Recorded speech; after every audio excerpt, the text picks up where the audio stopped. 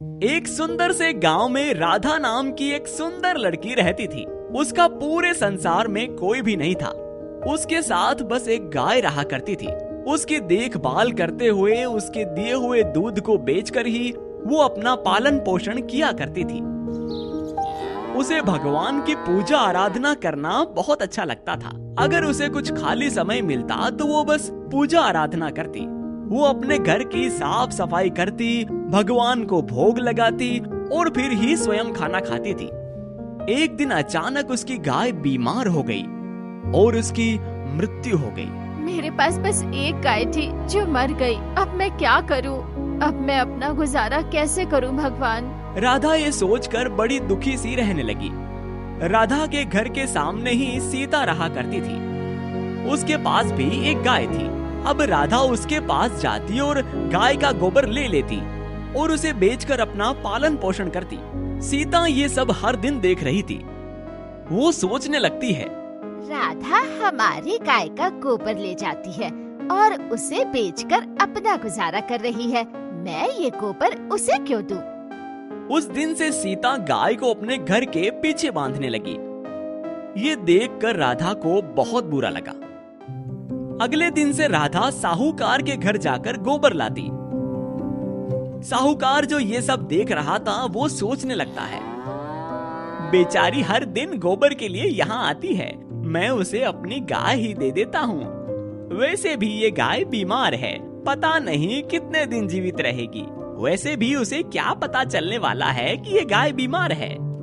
उसे तो ऐसा लगेगा कि मैंने उसकी सहायता की है। सुनो, इस गाय को ले लो। हर दिन तुम्हें गोबर के लिए यहाँ आने की आवश्यकता नहीं है। जब राधा ने ये बात सुनी तो वो बहुत प्रसन्न हो गई और उस गाय को लेकर घर चली गई। उसने उस गाय को घर के बाहर बांध दिया। अब उस गाय के गोबर के कंडे बनाकर वो अपने जीवन का पालन पोषण करने लगी। और क्योंकि वो गाय बीमार थी तो वो अधिक दूध नहीं देती थी। ऐसे ही कुछ दिन बीत गए और एक दिन एक साधु राधा के घर के पास आए। स्वामी जी, मैं क्या मदद कर सकती हूँ आपकी? मुझे बहुत भूख लगी है, मुझे कुछ खाने के लिए दे दो बेटी। राधा के पास थोड़े से चावल थे जो उसने अपने लिए बनाकर रखे थे। फिर भी राधा ने अपना भोजन स्वामी जी को दे दिया। आप भोजन कीजिए स्वामी, मैं आपके लिए पानी लेकर आती हूँ। ऐसा कहकर राधा घर के अंदर चली गई।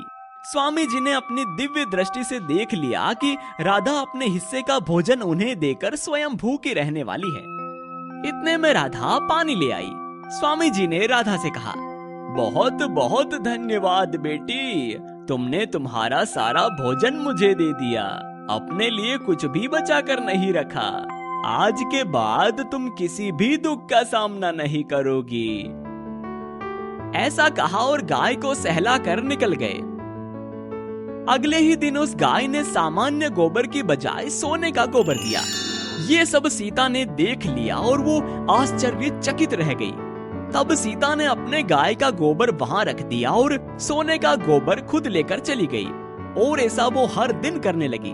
बेचारी राधा ने ये सब देखा नहीं और बहुत सारे दिन बीत गए। एक दिन मूसलाधार बरसात हो रही थी। राधा अपनी गाय को घर के अंदर लेकर आ गई। अगले दिन राधा ने गाय को सोने का गोबर देते हुए देखा तो आश्चर्यचकित रह गई। गाय सोने का गोबर दे रही है? शायद ये सब स्वामी जी की महिमा है। पर उनको यहाँ आकर गए हुए तो बहुत दिन हो गए ना। फिर उस दिन से अगर ये सोने का गोबर दे रही है तो उसका क्या हो रहा है? सीता आजकल मेरे साथ बहुत प्यार से बातें कर रही है, शायद उसी का काम है ये। अब राधा गाय को घर के अंदर ही बांधने लगी। इस वजह से अब सीता को सोने का गोबर नहीं मिलता था।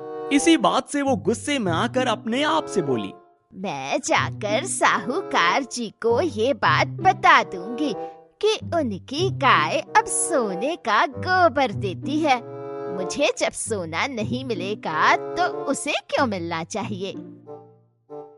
सीता ने सारी बातें जाकर साहूकार को बता दी। ये सब सुनने के बाद तो मानो साहूकार के पैरों तले से धरती ही खिसक गई। क्या ऐसे कैसे हो सकता है? जब ये गाय मेरे पास थी तब तो सोने का गोबर नहीं देती थी, अब ये कैसे हो रहा है? चलो मैं भी इस बात का पता लगाता हूँ। ऐसा सोचकर साहूकार सीधा राधा के घर चला गया। अब बेटी, ये गाय सोने का गोबर कैसे दे रही है? अरे बोलो, ऐसे कैसे हो गया? राधा ने साहूकार को सब सच सच बता दिया। साहूकार में तो अब लालच आ चुका था, इसीलिए वो राधा के पास से गाय को लेकर चला गया। भगवान, मुझे मेरी गाय दे दो। अगले दिन जब साहूकार उठा तो उसने देखा कि उसका पूरा घर गोबर से भर गया था। चाहे जितना भी साफ करो, उनका घर गोबर से ही भर रहा था और दुर्गंध भी सब जगह फैल रही थी। साहूकार को ये समझ नहीं आया कि उसे करना क्या है। अरे ये बदबू कैसे जाएगी? ये गोबर कैसे जाएगा? अरे अब मैं क्या करूं? तभी एक भविष्यवाणी होती है। तुम लालची हो चुके हो, इसीलिए तुम राधा से गाय लेकर आ गए हो। उसे तुरंत लौटा दो, तब तुम्हारा घर साफ रहेगा। बस ऐसा कहकर भविष्यवाणी बंद हो जाती है और साहूकार तुरंत राधा को गाय लौटा देता है।